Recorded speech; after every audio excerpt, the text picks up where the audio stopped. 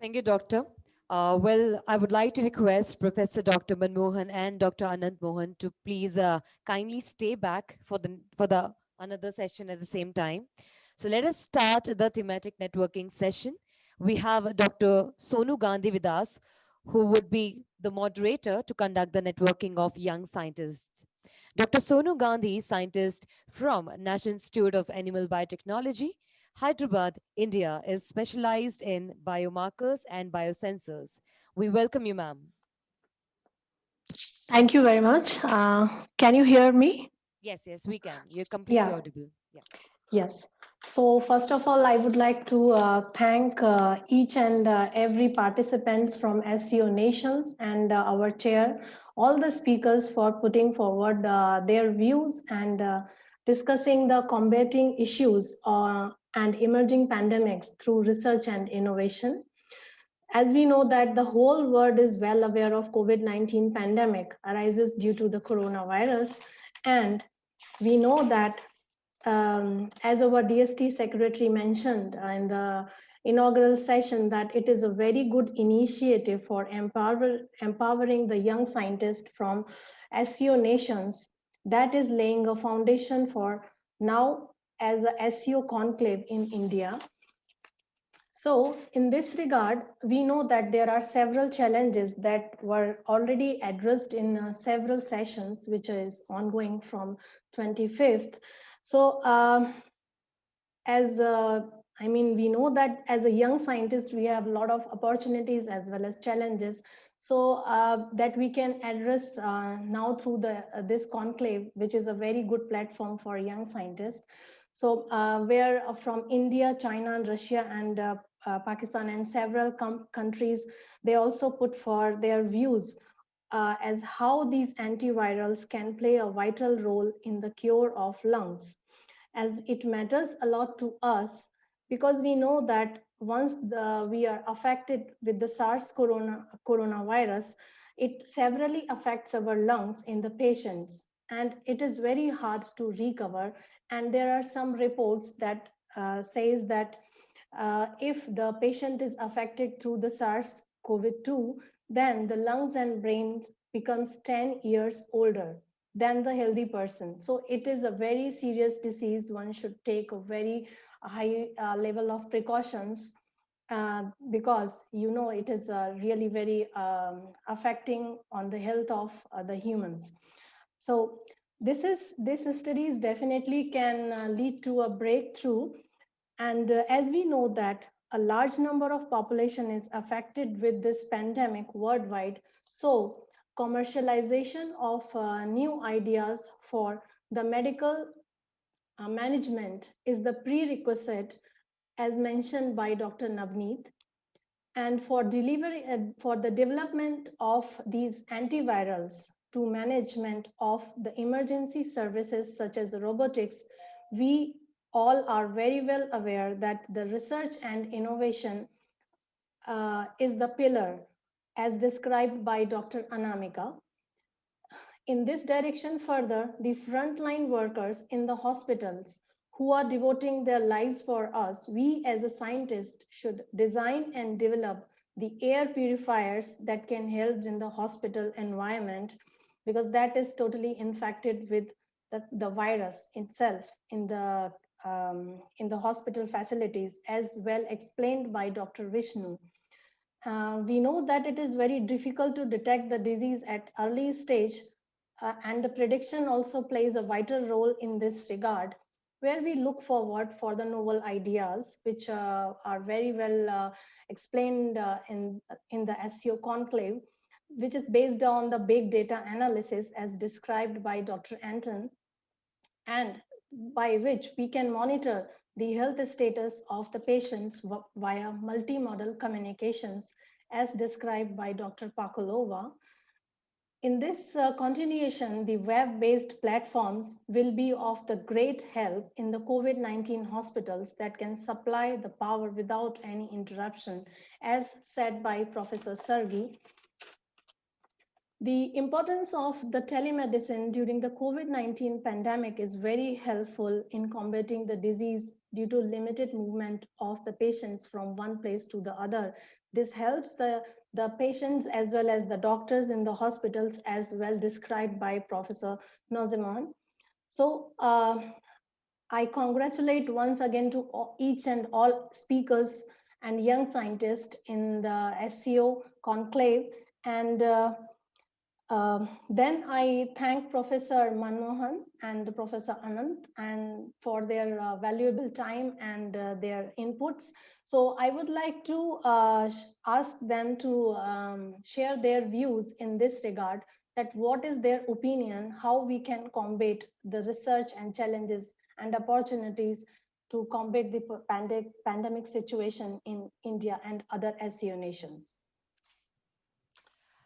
All right, doctors. So before we proceed further, I would like to request everybody, all the doctors around the corner, to please switch on your cameras because it's going to be a brief discussion. So may I request all of you to please switch on your cameras so that we can see who all are available. Dr. Sonu, thank you so much for summing up very well, and I appreciate your comments. And yesterday in my talk, I have already highlighted that how to combat and what is the way forward. The primary was the alliances, coordinating with each other country like in SCO or outside SCO. Like there had been a feeler between China and India, Russia and India, to have a soon vaccine, even for people who need, not that only for the elite people. So that is what is being discussed. And similarly, way forward was good alliances. As on today, what we say social vaccine is like mask up India, mask up yourself. Like I'm in the office, so I am masked up today. Yes, yes. Second is hand washing and sanitizer. We all have now no touch sanitizer outside my office, in all offices. And similarly, maintaining what is being called social vaccine, is social distancing. Till we get the real vaccine and protect all of us. The efficacy is being reported from 60% to 95%. Still, there will be people, 5 to 10%, who will be left out and not well protected. The dosage which are to be given is also, I have spoken about 2 doses, 3 doses that has been discussed. Today, newspapers are also full of whether we should have AstraZeneca 2 doses or 1 dose, and 2 doses may be effective. And 1.7 billion people doses will be required for India, and it may take another 3 to 4 years if we have to vaccinate all the citizens of our country, because we are a huge, huge, huge country, 1.3 billion. So with this, I lay the foundation and then carry on with the networking session. I don't want to repeat my present slides again, but this is in short, I thought I'll inform you all. Thank you. Thank you, sir.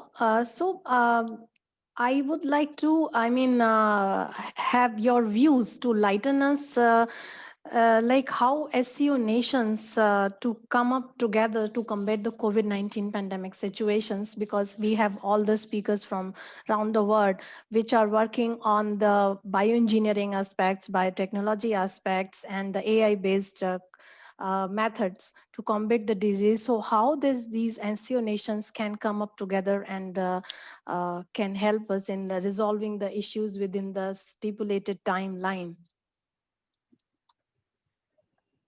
Yeah, I think you can ask the participants, because yesterday we had 4 participants. Yeah. And today we have 5. Yesterday was Dr. Wang, Dr. Anamika Singh, Dr. Navneet Sharma I don't see here today, but I see Ganesh is here. So, and today the presenter from our very friendly country, like from Russia, and Central Asia countries. So one by one, you can ask their opinion and sum up. Yeah. Yes. So, yeah, Professor Sergey. So what, can you put forward your opinion in this regard? Well, from my field of expertise, I assume that there are a lot of effects will bring the automated systems, the web-based platforms, as I was telling in my presentation. So the information technologies today is a key concept, of course, except the medicine in fighting the COVID-19. And just to mention, we are today talking via the video conferencing thanks to information technologies that have developed enough to provide high quality video conferencing. And there are a lot of systems that might be integrating to help in this to help us protect from COVID. For example, in our university, we can I can start from the system which provides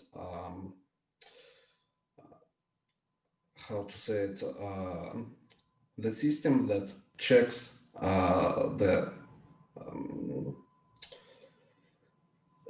this is the system that consists of video surveillance, of automated automated doors that you can pass through them, and thanks to that system, the personnel, the staff that helps the security of the building,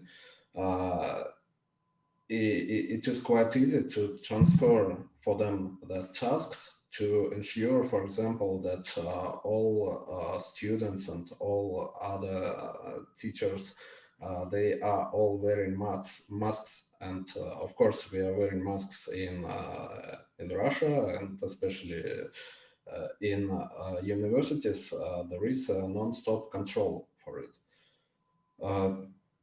That's just a brief example where we can start. And of course, if we see the globally, for example, when the COVID-19 just started, I don't remember the name of the university, but it has brought the web service to for online monitoring of the number of ill patients all over the world.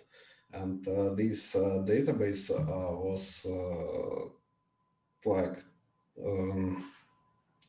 it was very informative, and it was updated quite frequently. So every day every single person can monitor what happens in the world. I think the knowledge of what happens is an essential thing when we talk about the pandemics. So thank you very much for your opinion. So regarding your specific talk on the web-based platforms, so how do you think that these power supply-based equipments is different than the already available equipments in the workplace, or what is the difference between these web-based platforms? Oh, it's not the different equipment, but there is for today, there is no such service where engineers who build the hospital, for example, which is high-class power consumer, there is no resource where they can just, for example, see the equipment that is available at the market. So manufacturers bring a lot of power supply equipment, and you know, when working with through the tons of specifications, it's really hard. So just to choose, for example, uninterruptible power supply, you should check a lot of specifications. And if we talk about, for example, uninterruptible power based on the renewable energy sources, that's that becomes quite a problem, because you need a lot of people who have expertise in different areas. For example, if you talk about wind turbines, you need a specific personnel which can like design the whole system from the wind turbine to delivering power to the COVID hospital, and that's quite a complicated task. So the web platform which we developing is supposed to automate some of the routine tasks, and which is quite important, such power sources and power consumers which are located in COVID hospitals. It all should be certified, and it all should be should be interconnected in the same way, which is country specific. Every country has power standards for power delivery. So to build some system, you need to fulfill these requirements, and because if you don't fulfill these requirements, you can't build the system in a legal way. So the platform is aimed to provide some project draft, which will guide the engineers, and some tools for automating gathering of data, which is available at manufacturers, and which can help to calculate some necessary factors, like how many power we require, how many we can provide with particular equipment, and gathering it all together, it will be like a good web portal. And the interesting thing, as I said before, that there is no,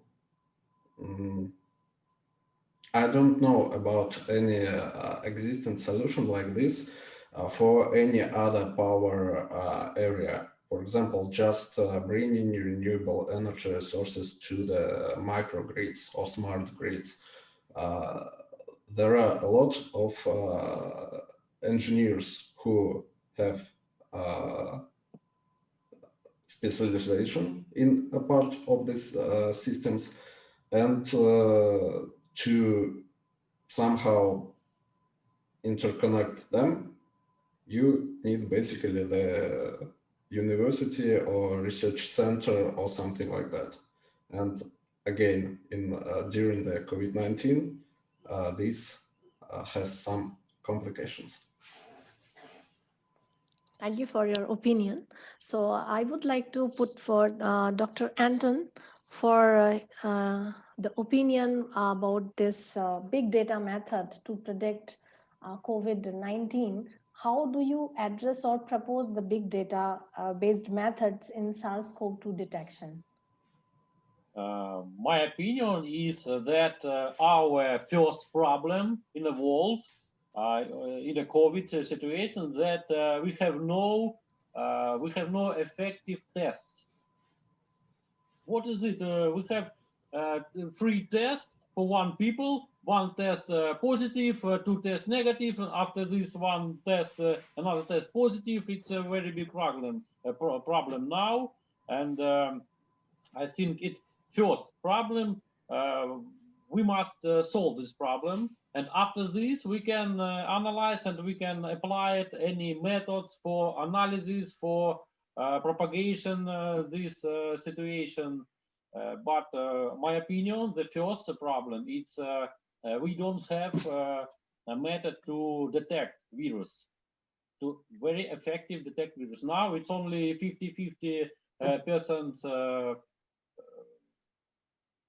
for all in all the world. I don't know what is in India situation, true situation, I mean, because by TV we see that all right, we have dynamics by exponent, we have linear dynamics but in real life, I think it's not that. I think it's a very difficult situation and a very different situation in other countries, in our countries. It's my opinion. Yeah, sure. You can share your opinion. But so, how do you think that the implemented technology can help the SCO nations to come forward together? Sonu, can I share these two slides which will answer most of the question which you are asking, Sure, if you permit me? sure, sir. Am I permitted? Yes, sir. Sure, definitely. First and foremost is surveillance and early diagnosis, as the previous speaker has also said. Then sharing of data, whether it is small or large, and the knowledge about the disease at the earliest. Then containment and mitigation. These are the way forward yesterday I have highlighted. Then fast track research and innovation, which may be a collaborative research and innovation. And then comes outreach of public health measures. We have to adequately educate the public at large without any delay. And is tapping and preserving natural resources. Another important aspect in this, because otherwise there can be panic and we can run short of the natural resources. The next slide is that political and social will. We doctors, we scientists, these young innovative minds, we are working very hard. Similarly, we need political and social will. We have seen in some countries, because of lack of political and social will, the COVID-19 has gone out of hands. So increased funding in healthcare, like GDP of India is very low, 0.3%. But that's what we are demanding. It should be, even the parliamentary panel has suggested, it should be at least 3%. So this is what, and strengthening the healthcare delivery system, which can reach the people.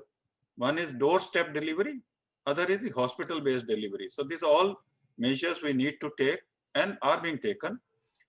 And what we do, we must do an internal audit as well as external audit. What I am doing, or my friends in Russia are doing, or Pakistan are doing, or in China are doing, we may think we are doing the best possible, or in the West, in Americas or Europe, but we need to have our audit and then global task force. We need to have, this is also a mini global task force. Our SCO is like a mini global task force. And then preparation of a comprehensive plan for future pandemics. We should be ready. We should not think when it comes, then we'll start doing the work. So all these are the various alliances as we are talking. I'll not speak more and just show that optimum use of technology. These are the publications which are eye openers. I must say that, but I saw these are this is like artificial intelligence COVID-19 drug repurposing. There are a lot of drugs which are being used. We know around 25 drugs. Some have successful, some. There's a lot of hype about hydroxychloroquine. Now remdesivir is also not finding favor. Similarly, this is the use of technology, what my other colleagues were saying. A humanoid robot taking samples for COVID-19. And then these are the international collaborations, which the people can read these articles, which are very important, give very clear messages. An opportunity to rethink global cooperation in higher education and research, like today's forum. So I think with this, I'll stop sharing. And please carry on, Sonuji. This is what I wanted, that what you were asking may also help people to pick up the thread. Yeah. I have just one question from the slide, that how these robotics can take the sample very accurately, because it is a machine after all. So how it can take the sample from the nasopharyngeal, channel? For rapid antigen test from the nasopharynx, and for the reverse transcriptase PCR from the nasopharynx and oropharynx. So these are the sticks which are there are sensors, and this robot, humanoid robots are being used in Japan. So this is when it goes, when somebody is in the nose, they come to know from the sensor that they have reached the target, And similarly, oropharynx, the posterior pharyngeal wall is like a wall. So they come to know that, like when you are reversing your car, right? When we are reversing our car, we come to know there is a sound. There is a pillar behind, immediately it starts alert or starts sounding. Same way here, it will tell us that you have reached the target or you are near the target and take the sample. Thank you. That's really a nice technology. I mean, But I have only one small question for this robotics. Robotics is, of course, it's very good, but how much does robotics cost? And how much clinics can buy this robotics? I think it's very expensive. Yeah, agree with you, Anton. Yesterday I said about this. I always believe first in natural intelligence and then artificial intelligence. But question here is, like in my institute, doctors are sitting. Now, a patient, a person, let me say person, not patient, who has come, may be negative or positive, we don't know. A doctor is taking samples of say 100 or 150. This I'm talking about country like India, China, where there are every day, one doctor has to see 150 to 200 patients. So from the patient, doctor can get infection. If doctor is asymptomatic, even patient can get infection. Because this process takes around 3 to 4 minutes, 5 minutes. Normally we say it should be more than 10 minutes, but still there is a high risk from so many people he's coming in contact with. Yeah. Yeah, you're right, Professor. Yes. Thank you, Anton. Thank you. We can discuss this further. Thank you. Thank you. So, sir, how in India we can implement this robotics and how efficiently it can be? Because as Dr. Anton said, it is, I mean, it is expensive too. So, and the funding in our country, as you said, it's 0.3%. So, I mean, how these technologies can be implemented, because it is really required at this time point, Yeah, because the second wave already hits India. it is in the long run, and it is a long-term investment. It is not one-time investment. Yeah, The same robot can be used for multiple purposes. correct. Recently, we acquired robotic hand for our institute. This is for people who have stroke, Parkinson disease, or motor neuron disease for their recovery. So it's an investment for next 10, 15 years. It's not one-time investment. It may cost around, say, how much I should say, around, if Indian rupees say 10 million, right? So it will be around 1.3 million US dollars, right? Approximately. But then it is for a long term, and the speed with which it can do, and it's free of all those errors, human errors, as well as it's very quick and large data can be collected in a given time. Anton apprehension is absolutely right. These are expensive, but it is over a period of time. We have to really calculate the economics of robot versus non-robots.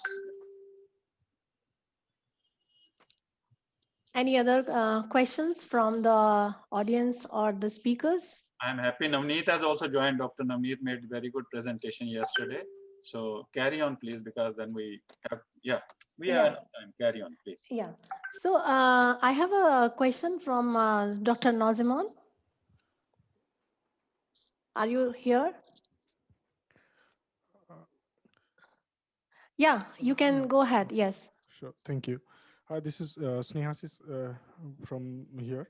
So I have a couple of questions, one for Dr. Navneet and one for Dr. Vishnu, actually. So first I will ask Dr. Navneet, actually.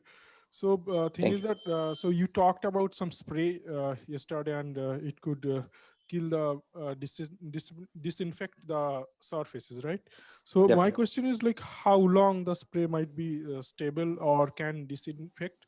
This is the first question. As the second question is, like, is there any health issue on if the spray actually stays on, or somehow get infected, or somehow have some health issue on human perspective, like human skins or anything? Did you test, or do you have any plan or any collaborative plan with the other countries? Please enlighten that. And yeah, and another question for Dr. Vishnu, maybe he can talk about this later, that regarding your product, that is a very, I think, effective and nice product. So could you please tell us about the cost and how when you do the marketing, so what might be the cost and whether it will be available for all the general public? Thank you. So that last question is for me also, na, regarding the cost. Am I audible to you?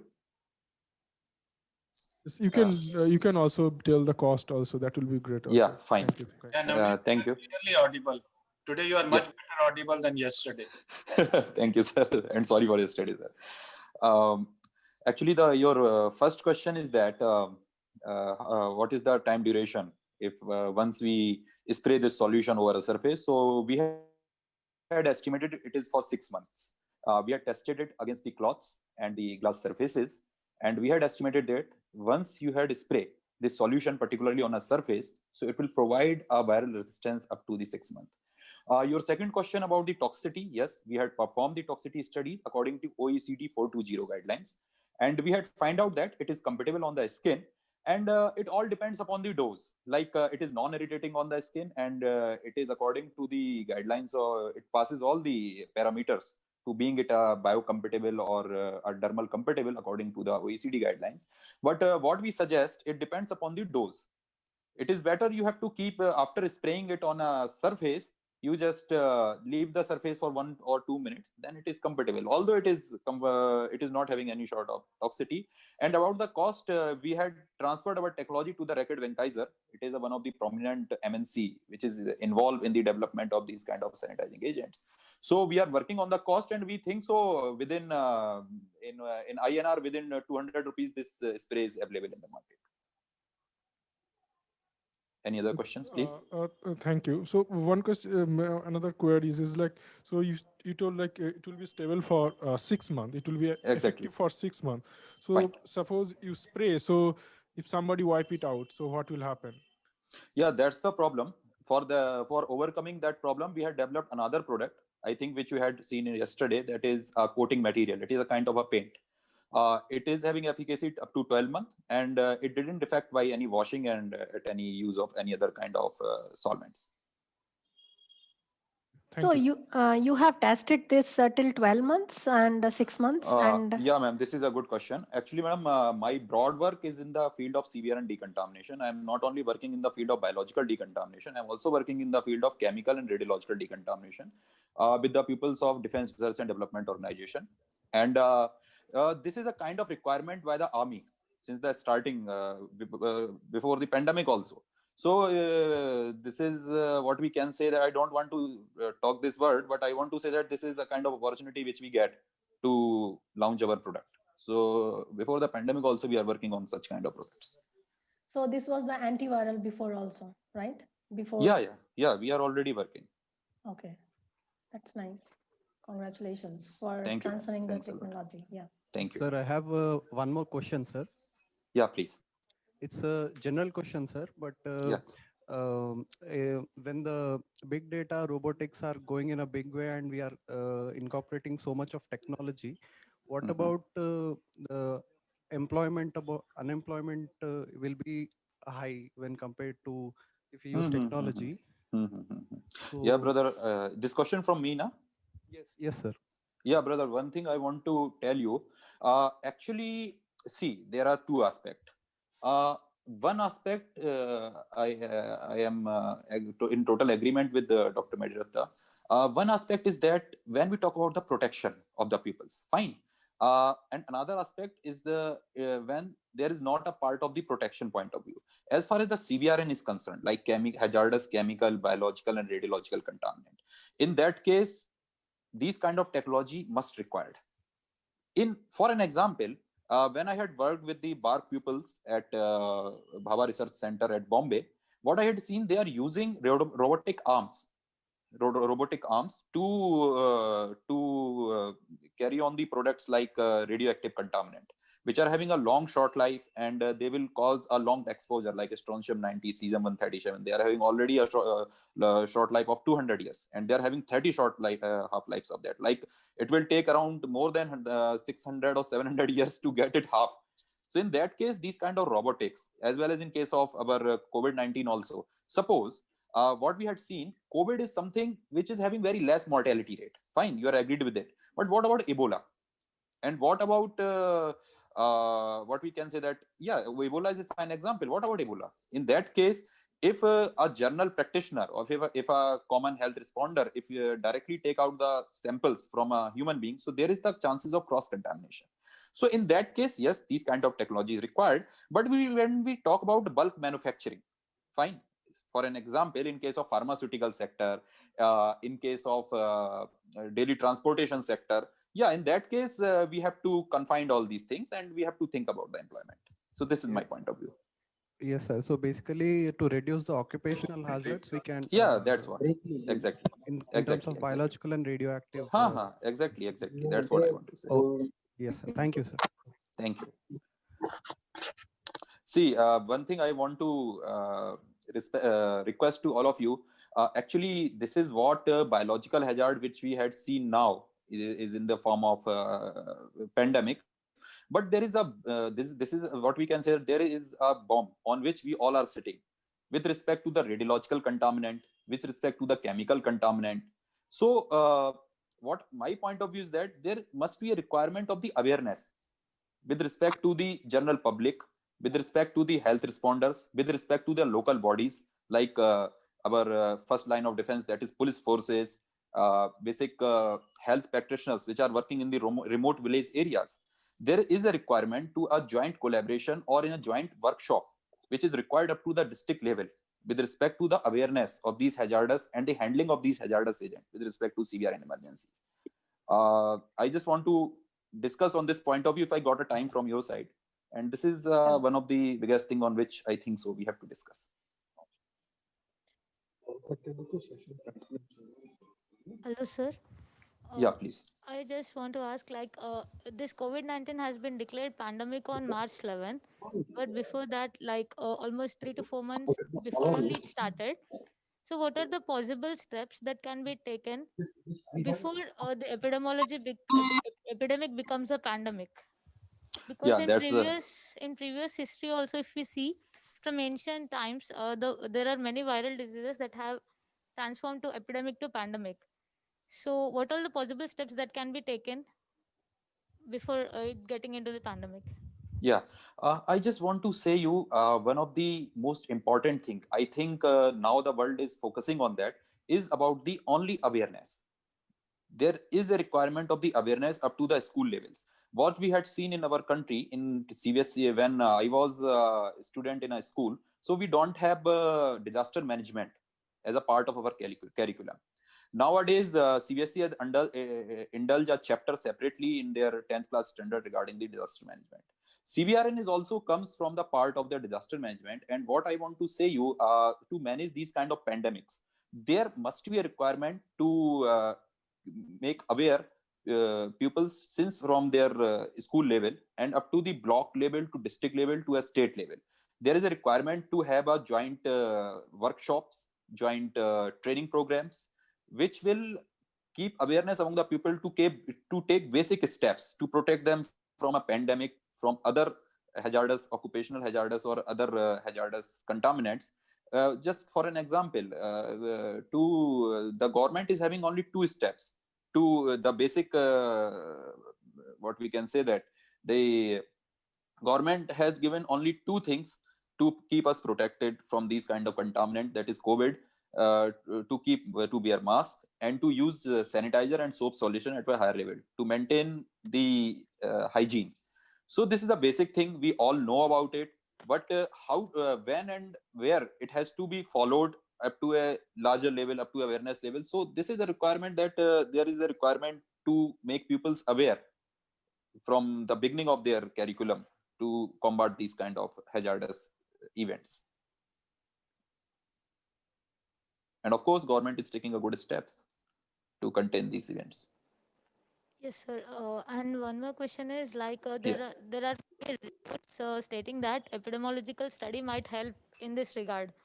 Exactly. So, epidemiology studies in combating COVID-19. What's the main role? Like how it can be proved? Yeah, epidemiological study, it will give you a trend. Like for an example, being a researcher, one thing if I ask to all of you, which one is the deadliest virus in the world? which is a virus which is one of the most deadly if we talk about in terms of pandemic. So the most deadly virus in this world is the rabies, if you talk about, because rabies is having 100% mortality rate. Fine. If you didn't get a vaccine of the rabies, there are slightly very less chances to get it immune or to save our life. So rabies is one of the deadliest virus. Fine. Another one is the Ebola and HIV, the great second viruses. Fine. So what we had seen, the virus which is having its a large amount of spreadability, like COVID, MERS, SARS, they are not having that much mortality. But the virus which are having very less spreadability rate, like in case of rabies, the dog bite is only the main reason behind it, not the sneezing and all other things. So these all kind of things required to aware by the pupils. And I think that these kind of information we will get through the information which you had talked about, that the literature already available, and these kind of the studies with respect to the epidemiology will help us to know about all these facts.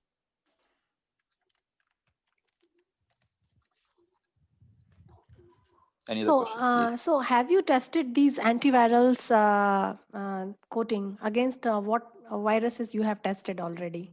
Exactly. We had tested it against the COVID-19, rotavirus and other viruses are there.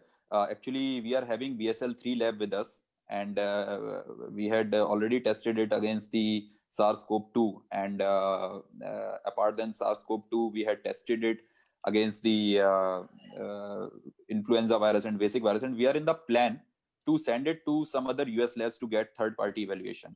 Of course, it is required for the commercialization of our product also, and soon we will get the results with respect to the Ebola and other hazardous agents. But as far as the SARS-CoV-2 is concerned, we had tested it against that. Okay, any plans to work? I mean, how do you implement your project with the SCO nations?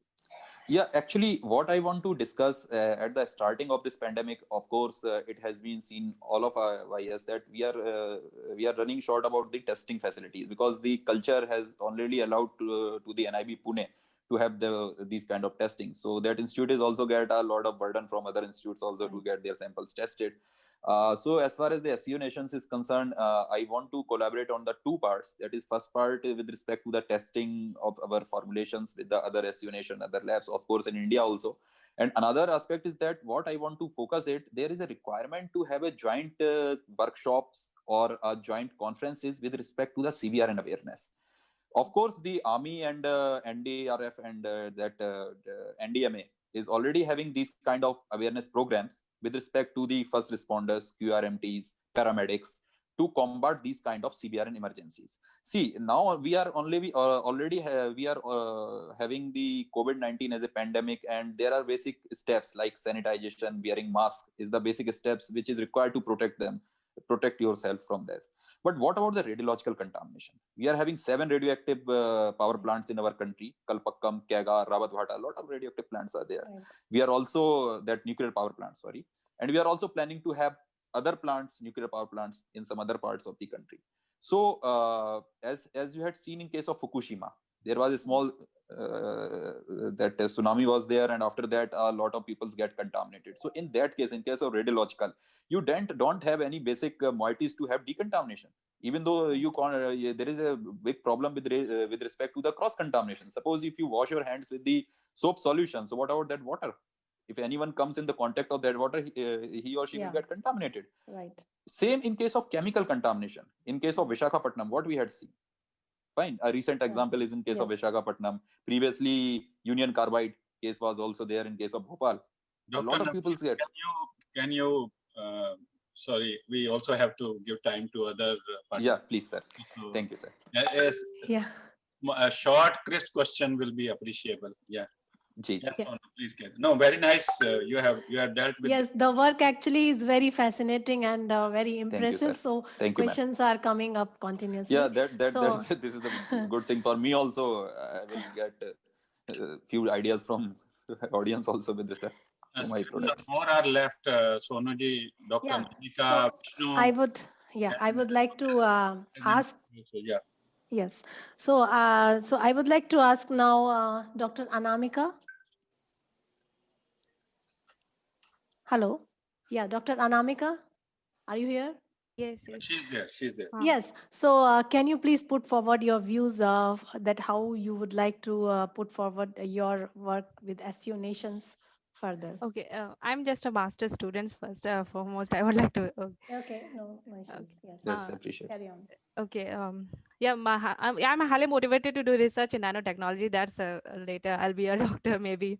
At present time, the big thing which is most important thing which is bugging me here is that okay, all the presentations were very nice and very good for emerging pandemics and everything, but the most things like now we don't have any lockdown and no quarantines. Everything has started. Okay, so airports and they have a facility of containing the pandemic with the face masks and everything, but I'm more worried about what about the common people, like those who are commuting through buses, trains. They don't have such facilities. So all these things, okay, it's better that after a person is getting infected, so there are a lot of things to do. But what about if we can contain the common person to person infection? There should be like the masks and everything. The mask or the pp's should be more should be more what to say better, so that the contamination is not spread from person to person.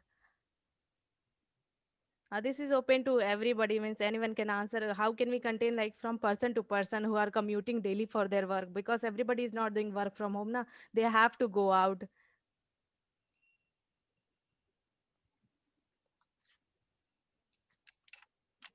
So what is your opinion in this regard? How you can, I mean, build a platform with the SEO Nations to bring this platform up to the next level? My idea was to just make those PPs more contaminated proof, like their contamination or that what sanitization should be done quickly. Like if I'm using for one time, and then if you want to use it, like in plastics, the present time the face shields are made with plastics, and we know that the SARS-CoV-2 is on the plastics for a few hours to few days. So, okay, so I cannot wait for few days to again use it after I'm using it again, and then I have to wait for like 3 to 4 days, and I have to use it again after 4 days. What if we need some sanitization or disinfecting the face mask that can be done quickly, that I can use it again? No, Anamika ji, that's good. Yesterday you spoke about graphene, and on graphite the person got the Nobel Prize. That was very nice. But can you sanitization in that term in your project? That's what Sonuji is asking. That how can you for SEO Nation collaboration? How you want to go about? Yeah. Now, like graphene is its absorption. First of all, be brief. No, we heard yesterday in detail, but it is hydrophobic surface. So of course, it will the contaminated droplets can roll off the plastic, and also it can be very quickly sanitized, because the graphene absorbability, it transmitted 97 to 98% of absorption capacities. That the transmission of UV rays is 97 to 98%. So it can raise the temperature of that material on which it is coated to approximately 70%. 70 degrees Celsius, sorry, approximately to 70 degrees Celsius. And we know that most of the virus and bacteria thrive from 4 degrees centigrade to 60 degrees Celsius. So that was my ideas for coating graphene on the face mask, face shields. Any questions from the audience or the live speakers?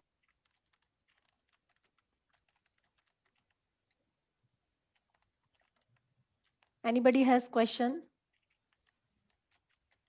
Yeah, I have one question with Dr. Anamika. Yes. I just want to know that in case of graphene, I think it will, when we talk about the face shielding material, it is having some sort of color properties, like it will give a black color to the substance in which we use this graphene. So how you will overcome with this color kind of concept? Because it is of course from the carbon, and what as far as my research is concerned, I had seen that there is some issues with respect to the color of the graphene. Although it is also not a cost effective one, because it is very expensive, that I had seen. So how you overcome all these two things?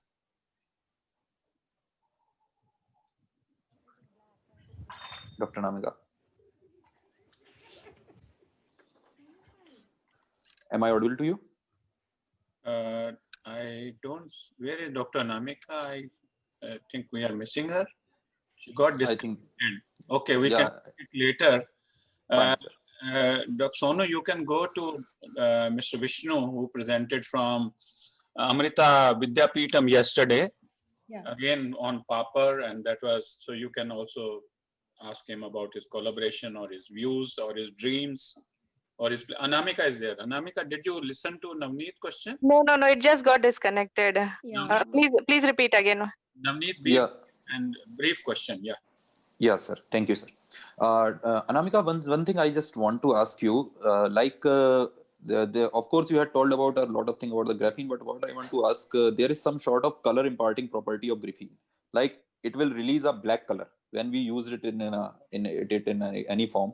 So that's one of the big constraint with respect to graphene. Another thing about I want to ask that graphene is an expensive thing, what we had seen. So how we will overcome with all these two aspects? Okay, yesterday also I got this graphene, like a present time graphene. If we make a graphene coated face mask or everything, it at least we can use it for like a long time, not only for one time use. Like suppose this kind of mask, which okay, it is very cheap and everything, but I have to dispose it after one time use.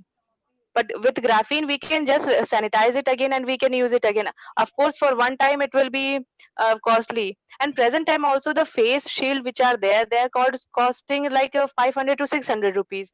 Okay, so that also have to be disposed after one time use, because for common people that sanitization and disinfectant is not available everywhere now for biohazard. Anamika said yesterday $7 to $8, but what Navneet is asking is, will there be any coloration of the surface? You put it on the face mask or on the shield. Will there be any coloration like black color, because it's from carbon? That's what he was saying. Carbon. Okay, mine has not been tested in the laboratory. Okay, because at my university there is no there is no running experiment on 2D materials right now. So this No, is theoretical. But there at MIT they have made that solar. Anamika, the question is different. yeah, Yes, yes, Yeah. yes. I'm understanding it. That's only I'm trying to tell that it is a transparent material. yeah, that's When at MIT they made a solar cells with the help of graphene, it was a transparent material. I mean, a faster solar cell was achieved there. Not very much with the electronic thing, but the Fine. transparent material was achieved. I'm Fine. a medical professional. Even if there is a black dot on my face mask or shield, I will not use it. So Navneet, I think it is understood. It has to be transparent. Fine. Yeah, Sonu, Fine, sir. carry on. Sonuji. Yeah, so I have one question, how these coatings, the graphene can be different from the antiviral coating. Anamika, can you hear me? Antiviral coating Because we are talking in terms of COVID-19. How can you say that this is different than the, I mean, what is more efficient, antiviral coating or the graphene-based coating will be efficient on this? antiviral coating, mine was basically that for the large amount of large population covering. Antiviral coating, if antiviral coating is available now, why we are not doing with the face mask at the present time with everybody? Because my big concern is we need to spread the disease from person to person. Okay, antiviral coating can be done for like things which are for like the things which are we are finding at the hotels or the rooms, that material things we can do. But what about if we want to stop it from person to person contamination? If I'm talking, okay, phone is fine, but what if two persons are sitting and talking? What about their what if they are contaminating each other? Anamika, on your behalf, I'll simplify what you meant. Once there is a layer, there is a coating of graphene, the virus will not stay on the surface. Not that it will be virucidal. It will not be virucidal. But the virus will not stay on the surface. That's in a simple word, I think. That's what she meant. Yes, Sonaji, please. Yeah. What will be the proposed cost in your case? As you said, in few dollars. If we ask in India, what is your take on the cost? Like for present time, 1 gram graphene costs around like $600, not 1 gram graphene cost around $100. Okay, but basic scientific research, since I have not tested in the laboratory, I'm not talking about large scale. For basic scientific research, the Scotch tape method which we use for graphene, like we take graphite flakes and a Scotch tape. Okay, so we can for experimental work we can do with the Scotch tape method, which is very easy and reliable. We can take graphene. We can make graphene from graphite. This was what was done when it was first discovered. They took from the graphite, put Yeah, on yeah, the yeah. Scotch tape. Yes, yes. Okay, so History, yeah, we know history. uh, Yes. so that basic for basic scientific research, we can use the Scotch tape method, and for the large scale, we can use the chemical deposition method. It is very No, little. I'm not. We are asking about the cost and not the methods. So, okay. So that's all. Thank you so much, Anamika.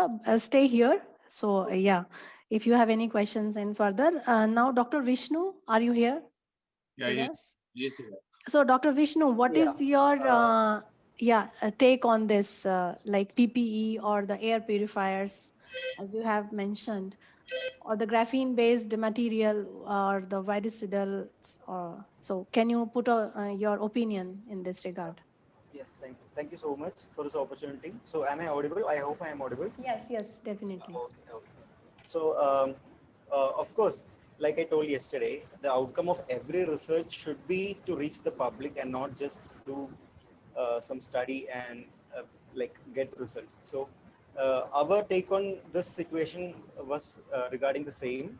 So, because there are already shortage for health workers in India and in developing countries, and since these doctors are more prone to getting infections. So there are research studies that prove that the doctors are more prone to getting the virus than the general public because they are interacting with the patients every day. And for them, even the N95 masks are sometimes not enough to protect them. So that's how we approach the situation. And we saw that powered air purifying respirators are really effective solutions for doctors, but at the same time, it was really costly and had to be imported to countries like India and the other developing countries, most of the SCO nations. So our plan was to create an open source method so that it is safe and at the same time it is low cost and maintained at a lower cost. So normally a PAPR would cost somewhere in between 70,000, like in rupees 70K to around 1 lakh. But the PAPR that we propose is only costing less than around 18,000, around 20,000 or less. So um, we have made this a trade-off. We required like we did not 3D print a case for these things. So we have used a bag and that. So we are yet to conduct the infection control study on this because so we are going to do it the next week with our hospital at Kochi. So it's Amrita Institute of Medical Sciences, and we'll be working there with 20 doctors. And so we are, because we are not using a hard case as such for these for encasing these blowers and batteries used in the PAPR system. We will be using a bag which is in the waste. So we'll have to look at proper infection control methods to prove that this works actually. So we are yet to conduct that part of the study. But other than that, yeah, this is the summary of the whole project. So And how? also, Yeah. please. No, you please carry on. Yes. Okay. So also regarding what everybody talked already, I completely agree because this situation in India and especially countries with larger population, it is almost like it is out of our hands, and the public needs to be trained, like Dr. Navneet told, like everybody suggested. If people have gotten used to this, and so it's not easy containing it anymore. So uh, like it would be great if we can have some way to reach the public more effectively as SCO nations. If we, yeah, that's how these air purifiers developed by your group is different than the already established, because there are several companies who are supplying these air purifiers, and how it is different. And the second question is how long it is effective, how much area it can purify, you know. Yes. Okay. Yeah. So I'll answer your second question first. So that is the PAPRs work as a positive pressure devices. So what happens is normally the hood will there will be positive pressure developed within the hood. So our device, so the NIOSH standards require a positive pressure of about 1.5 inch in H2O, but and our device can provide about 1.6 to 1.7. So that is how the pressure is maintained within the PPE, so that no particles from outside can get into the PPE. And regarding the first question, how it is different from other companies. So even if it is safer, so it is not different in terms of idea. It is not different, but how we approach the each of the parts and how we approached to make a leak proof mechanism. So we used really economic solutions, like so for the pipe, for the filter holder, we used really economic solutions like a PVC pipe, sticking on a PVC pipe as the filter holder with a small 3D printed part, and then using O-rings, making sure that there is no leaks. So things like this, normally what people have done in PAPRs is take a 3D printed part, and 3D printing will like make the cost really high, and using those things and trying to enclose everything within a hard case so that will be easy. So that's how we have our approach is a little bit different from the already existing products in the market. Okay, thank you. Any questions from the speakers or the live audience?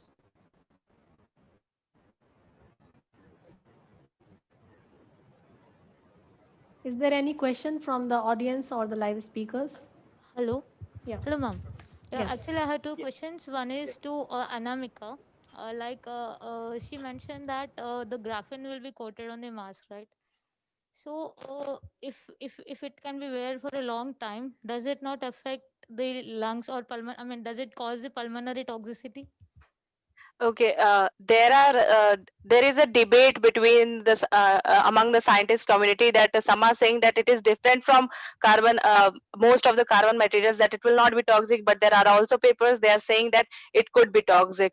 Okay, so I'm proposing that we do not use it directly on the face mask. Okay, not this one, but the face shields we can try. Okay, because there is a debate going on in the science community that whether it will be toxic or non-toxic. So we can use it on the face shield, because face shield we are not having the first we'll put face mask, and then the face shields will not have direct contact with our breathing system. Okay. And next question is to the clinical research of COVID-19.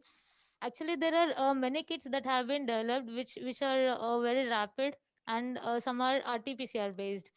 So whatever the rapid kits are there, I mean, on which principle they give the result in a shorter time? Because when it compared to traditional RT-PCR methods where we use the primers and probes, what is the efficiency of the rapid kits when compared with the traditional one?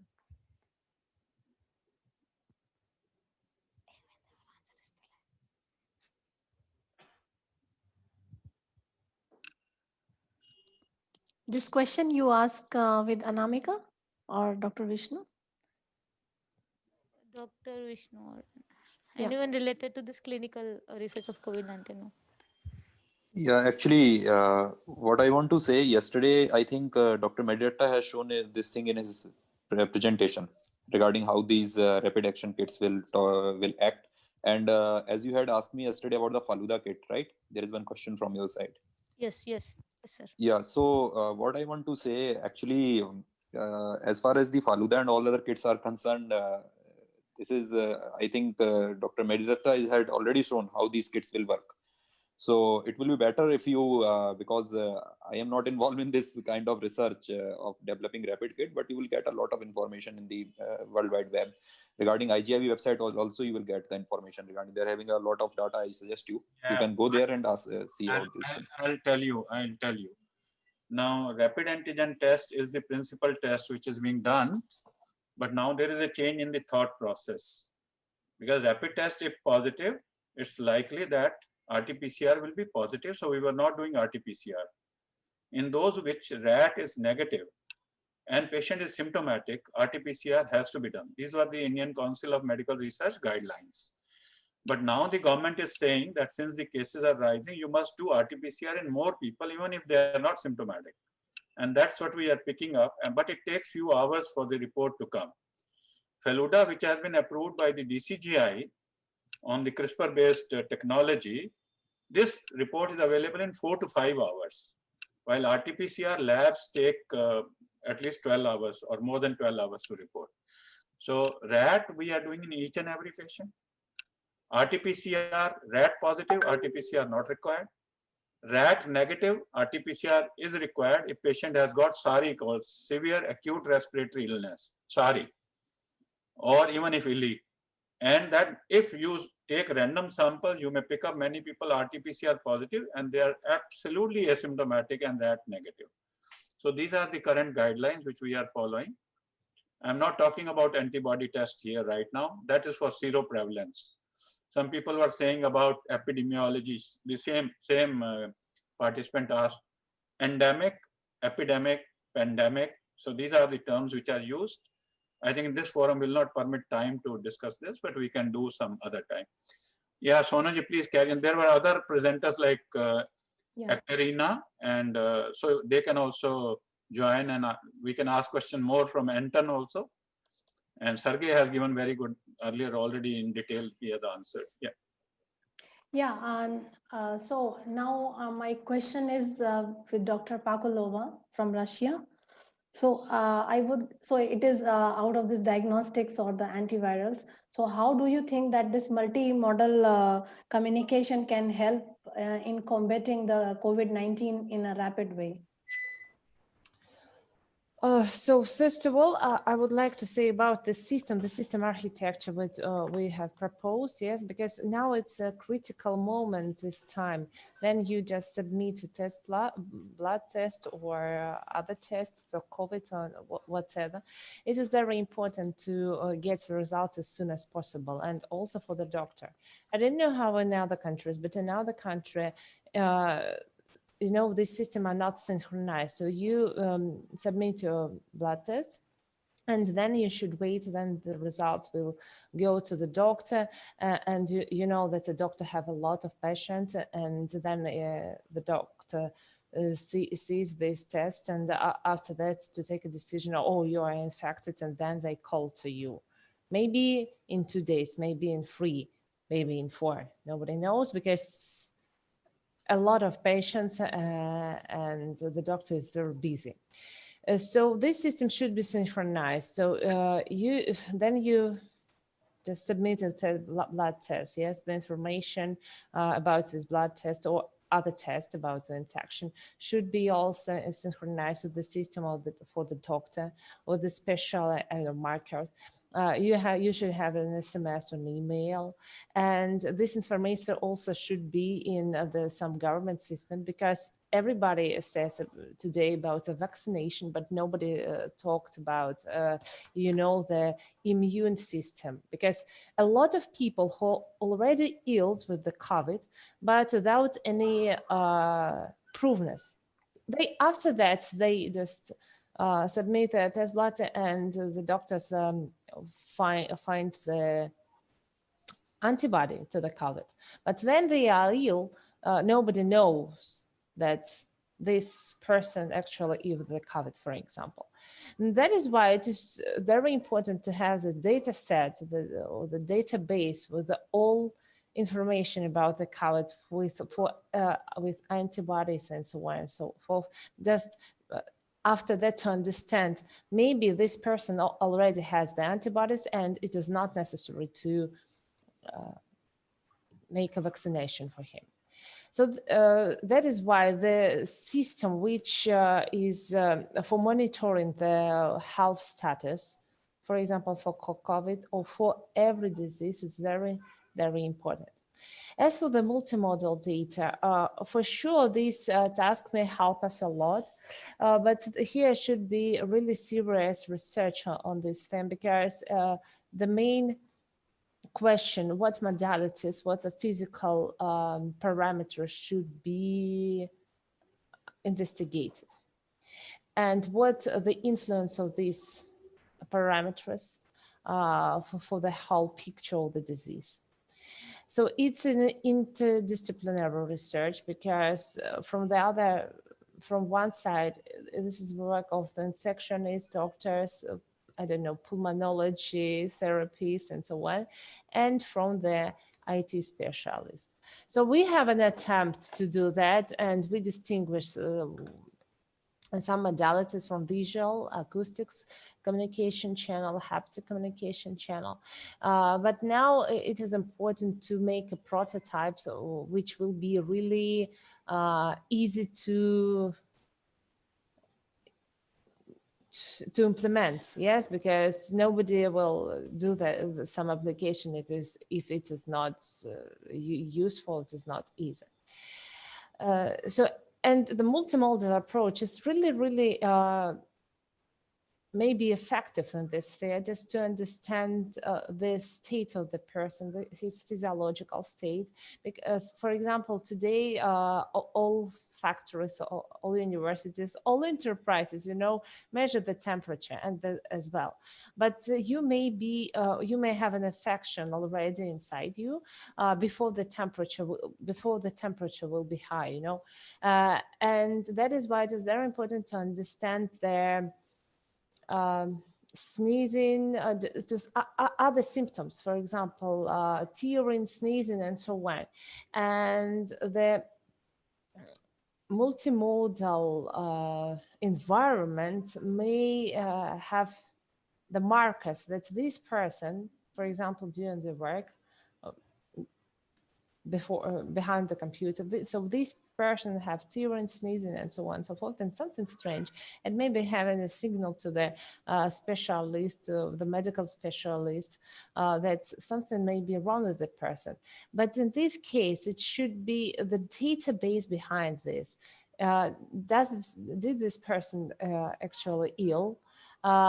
Maybe this person has an allergy, and this condition is okay for him throughout the year and so on, and everything is okay.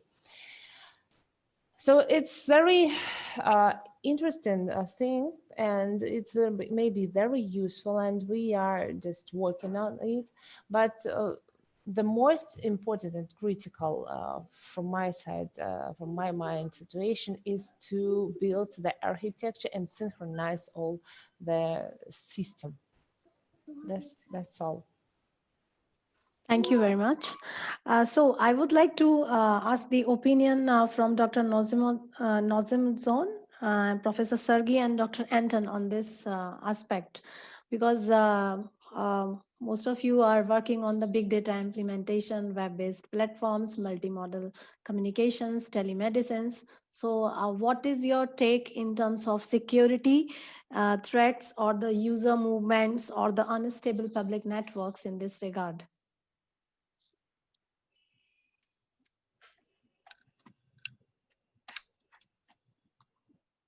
Okay, I very quickly answer before Sergey. I think that security and privacy, of course, and safety, it's a very important problem too in telemedicine. But now telemedicine, it's really not popular in our countries. I think it's a very low percent of all medicine use telemedicine. But if we speak about personalizing data and transfer data via on internet, it's of course very important to create some protect system, some security system for this data. Maybe, I don't know, quantum system, it's my second topic. maybe some algorithms. What else? I think, Sergey, what do you think about it? Oh, well, I'm a bit disagree about the number of applications of telemedicine devices in our medicine in our country. There is the thing that the modern medical equipment has a lot of wireless functionality, and these packets, of course, they are going well, not every medical device which has wireless communications, it does not always connect to internet, but still it connects to the like local wireless networks, and there are like tasks for engineers to provide security of such communications, because every wireless communication is a potential for for attack and for gathering some information. And to our misfortune, the manufacturers of microchips for for boards that provide wireless communications, they pay not a lot of attention to the security features. So for today, you know, the concept of Internet of Things, it actually walks into the medicine also. And there are a lot of devices that are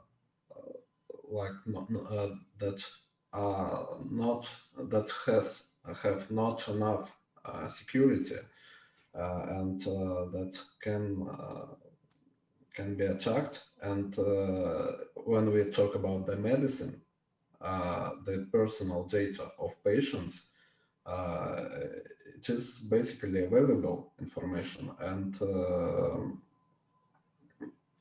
so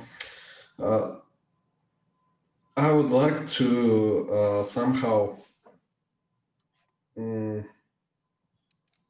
mitigate such situations of when the personal data is hijacked. And I assume that the hospital equipment should be bought from certified manufacturers that provide enough security for their devices, and that are well known in their industry. Because when we talk about more rural areas, basically there is no choice when you buying some devices for hospitals. There is really little choice for you to buy special devices, and the problem of securing such communications, it becomes a huge problem. Okay, Sonaji, we have one presentation which could not be made at that time. Sure. It's from Uzbekistan. Sure, sir. By Muslim Bek from Uzbekistan will request, I think, for this presentation. So Sure, sir. just see if he's ready. Muslim Bek Pirenzo. Pardon me for my... Nazarov, yes, Yeah. I am here. Hello. Welcome, welcome. We are waiting for you since morning. Thank you. Oh, yeah, there was a misunderstanding. I'm so sorry. Most welcome, most welcome. Yeah. Yes, I got the message that I will present after 10 minutes, right? Okay, then we can wait for 10 minutes. Okay. Yes, please. Yeah, thank you. Sonaji, please carry on then for the time. Sure, sir. Yeah. So if Professor Wan is here, I think he's here. He was there in the morning, but now I don't. Yeah, Professor Wan, can Yes. you unmute yourself?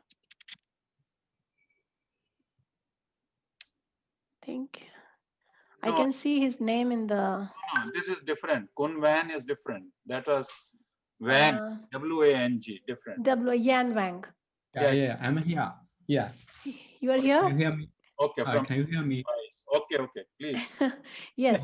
So Thank you. yeah. So we would like to. I mean, you have presented really a very nice work on lung distribution of antivirals and combating COVID-19. So what is your take-home message for SCO nations for this? How we can go ahead with your presented opinion yesterday? Can switch on your video, please. Switch on your video, please. Van, can Okay. you switch on your video? Yeah. Can you hear me? Yeah, you are audible, but your video is not there. Okay. I try to find. Okay. It will be nice if you can switch on video, otherwise carry on. Okay. Hello. Okay. Yes, we can hear you. Please, if you can switch on your video. Switch on my radio. Yes.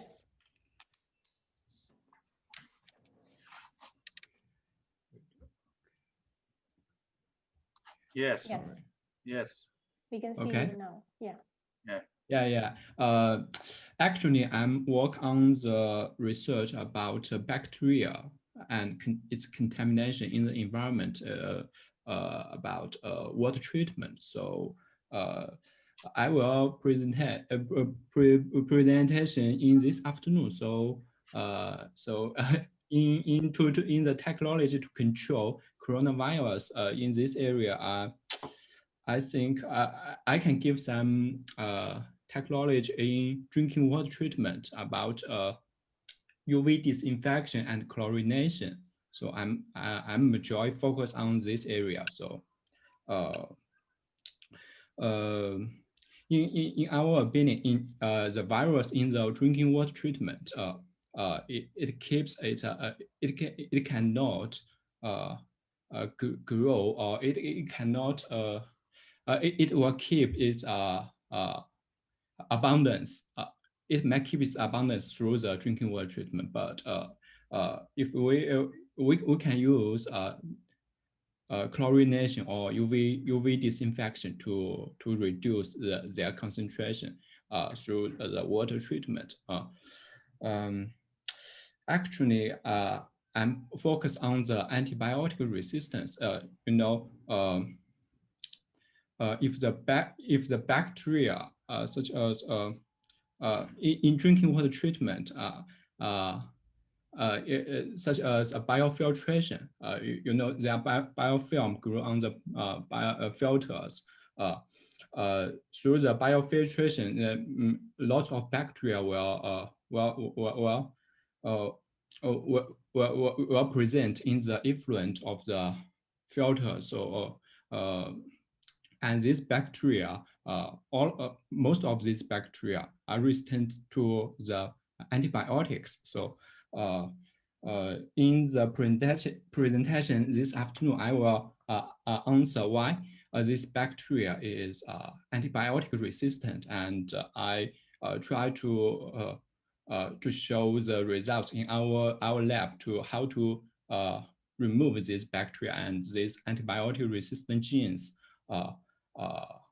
to have a good control. So I'm sorry, I don't have I don't know too much about the coronavirus. So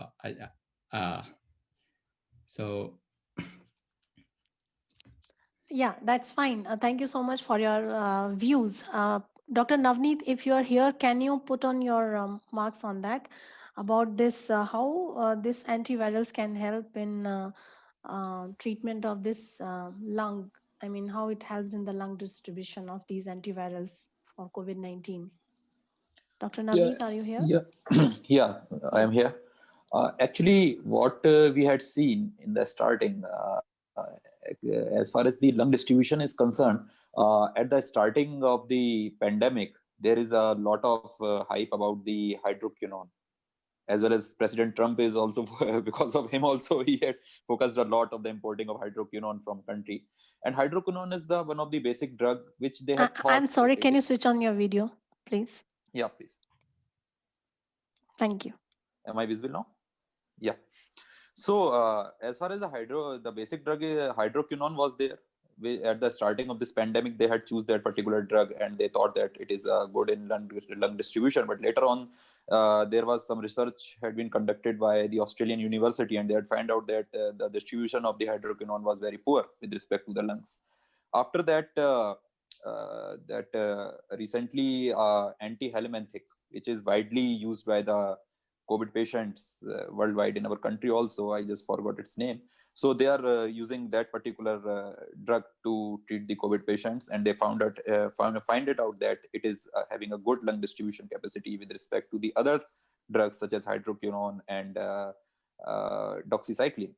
So as far as the lung distribution is concerned, basically it depends upon the bioavailability of the particular formulation, in what kind of formulation you are delivering that particular drug in the human body. If you are, I think that it will be better if we have a different mode of drug delivery, apart than that of tablet and capsules, which conventional formulations are there. So I think it will be better for the lung distribution of these kind of drugs. Thank you, Dr. Navneet. I think Dr. Yan Wang from China, from Shenzhen University yesterday discussed about like HIV, anti-HIV, antiviral drugs like lopinavir, favipiravir, and he said how these can be helpful, but there was a difference between vivo and vitro. That's what I could judge. He is not there in person today. He could have explained better, or definitely somebody who is from infectious disease. I'm from clinical side. I'm not an infectious disease expert, so I'll not go beyond what I have stated already. Or somebody from virology can tell better. So Sonoji, please carry on. I don't know how much time we have. Some more time we have, then we carry on. I think we have time, sir. Yeah. It's still 1 o'clock or something. So I we think can discuss more. I have a lot of questions. So is there any, yeah? Yes. So is there any question from the audience or the speakers? If you have any questions in your mind, please, we can discuss here.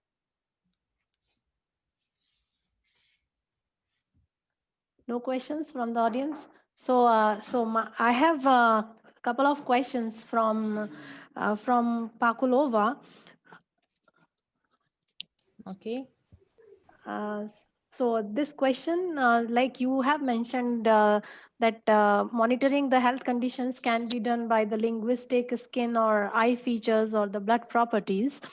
So how we can optimize the accuracy of the disease with the multimodal communications? I mean, how you can say that by using the linguistic or skin or eye features or the blood properties that the person is infected with the particular disease, because the blood properties, as mentioned, the oximeter, or these are the very common methods which is being used for other, other disease management also. So how it can be so accurate by using these four properties?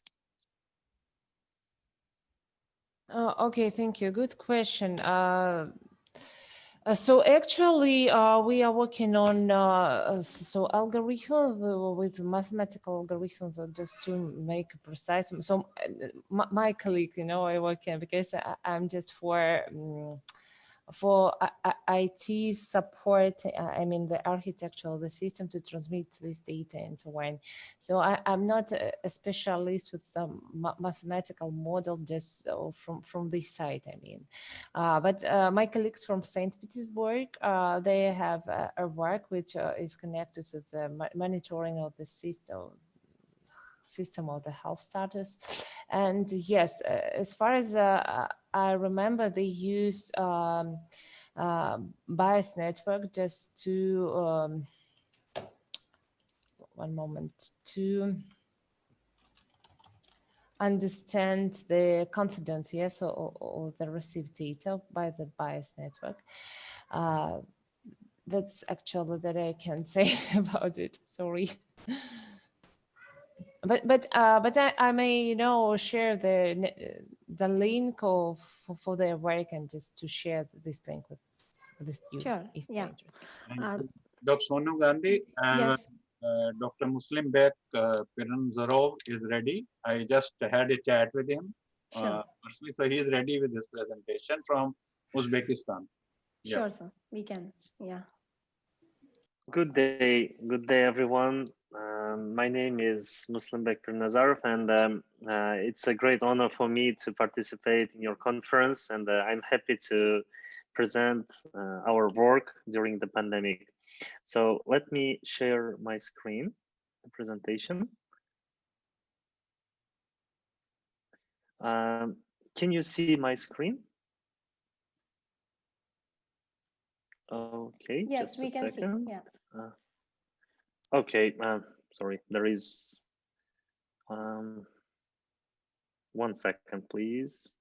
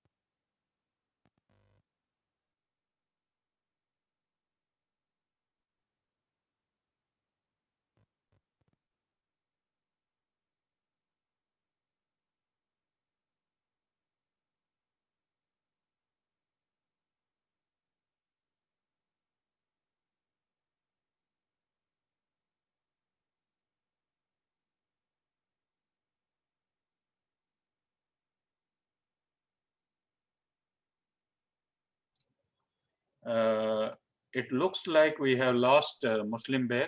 Is he there, Dr. Muslimbek? You are not audible. Can you unmute yourself?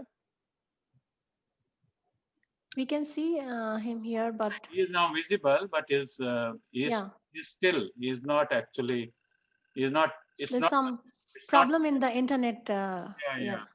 And he's muted also. Yes.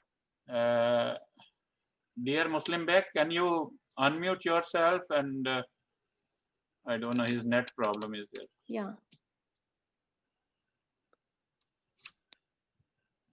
I'm sending him a message. Sure, sir.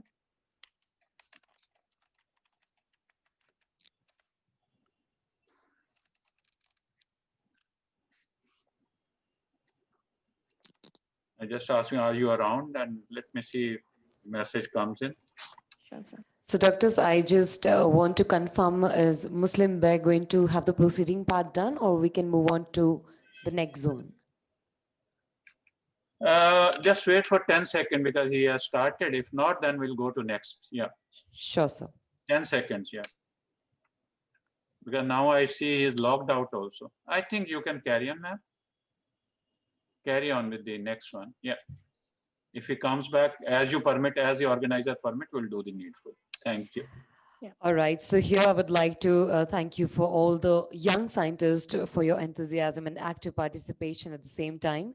I may request now our chairs to present. And on behalf of organizers, I thank all our chairs, Dr. Manmohan, and of course, Anant Mohan, sir, for taking out time from their busy schedule and sharing their knowledge with us. Highly appreciable. And of course, your valuable inputs much needed, which I'm sure will inspire young minds to pursue strategic research in the direction.